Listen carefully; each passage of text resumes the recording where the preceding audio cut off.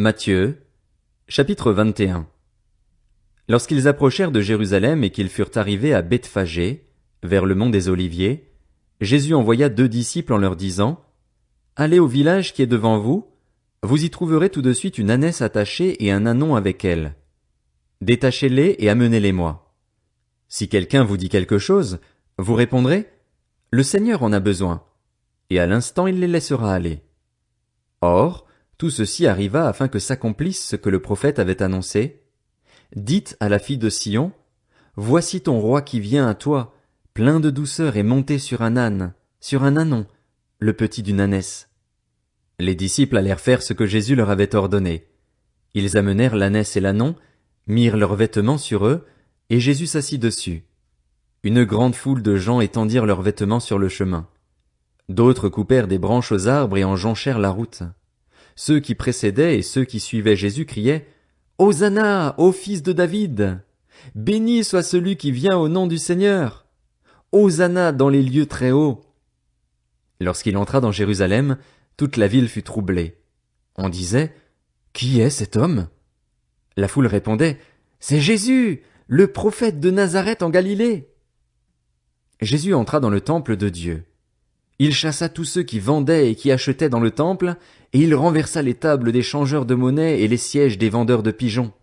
Il leur dit, « Il est écrit, mon temple sera appelé une maison de prière, mais vous en avez fait une caverne de voleurs. » Des aveugles et des boiteux s'approchèrent de lui dans le temple, et il les guérit.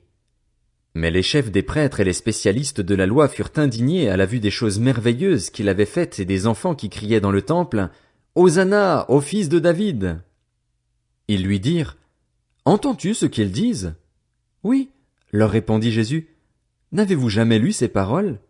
Tu as tiré des louanges de la bouche des enfants et des nourrissons. Puis il les laissa et sortit de la ville pour aller à Béthanie où il passa la nuit. Le lendemain matin, en retournant à la ville, il eut faim. Il vit un figuier sur le bord du chemin et s'en approcha, mais il n'y trouva que des feuilles. Il lui dit, que jamais plus tu ne portes de fruits. Le figuier sécha immédiatement. Voyant cela, les disciples furent étonnés et dirent, Comment ce figuier a-t-il pu devenir immédiatement sec? Jésus leur dit alors, Je vous le dis en vérité, si vous avez de la foi et que vous ne doutez pas, non seulement vous ferez ce qui a été fait à ce figuier, mais même si vous dites à cette montagne, Retire-toi de là et jette-toi dans la mer, cela arrivera. Tout ce que vous demanderez avec foi par la prière, vous le recevrez. Jésus se rendit dans le temple et, pendant qu'il enseignait, les chefs des prêtres et les anciens du peuple vinrent lui dire, « Par quelle autorité fais-tu ces choses, et qui t'a donné cette autorité ?» Jésus leur répondit, « Je vous poserai moi aussi une question et, si vous m'y répondez, je vous dirai par quelle autorité je fais ces choses. Le baptême de Jean, d'où venait-il? Du ciel ou des hommes? » Mais ils raisonnèrent ainsi entre eux. Si nous répondons « du ciel », il nous dira « Pourquoi donc n'avez-vous pas cru en lui ?» Et si nous répondons « des hommes », nous avons à redouter les réactions de la foule, car tous considèrent Jean comme un prophète.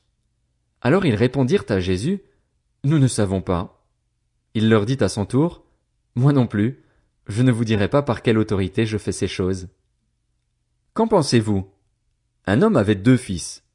Il s'adressa au premier et lui dit, « Mon enfant, va travailler aujourd'hui dans ma vigne. » Il répondit, « Je ne veux pas. » Mais, plus tard, il montra du regret et y alla. Le père s'adressa à l'autre et lui dit la même chose. Ce fils répondit, « Je veux bien, Seigneur. » Mais il n'y alla pas. Lequel des 2 a fait la volonté du père?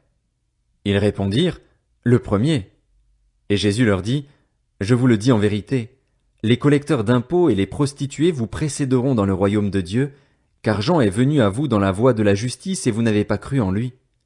En revanche, les collecteurs d'impôts et les prostituées ont cru en lui et vous, qui avez vu cela, vous n'avez pas ensuite montré de regret pour croire en lui. Écoutez une autre parabole. Il y avait un propriétaire qui planta une vigne. Il l'entoura d'une haie, y creusa un pressoir et construisit une tour. Puis il la loua à des vignerons et partit en voyage. Lorsque le temps de la récolte fut arrivé, il envoya ses serviteurs vers les vignerons pour recevoir sa part de récolte. Mais les vignerons s'emparèrent de ses serviteurs. Ils battirent l'un, tuèrent l'autre et lapidèrent le troisième. Il envoya encore d'autres serviteurs, en plus grand nombre que les premiers, et les vignerons les traitèrent de la même manière. Enfin, il envoya vers eux son fils en se disant, « Ils auront du respect pour mon fils. » Mais, quand les vignerons virent le fils, ils se dirent entre eux, « Voilà l'héritier. Venez, tuons-le et emparons-nous de son héritage. » Et ils s'emparèrent de lui, le jetèrent hors de la vigne et le tuèrent. Maintenant, lorsque le maître de la vigne viendra, que fera-t-il à ces vignerons?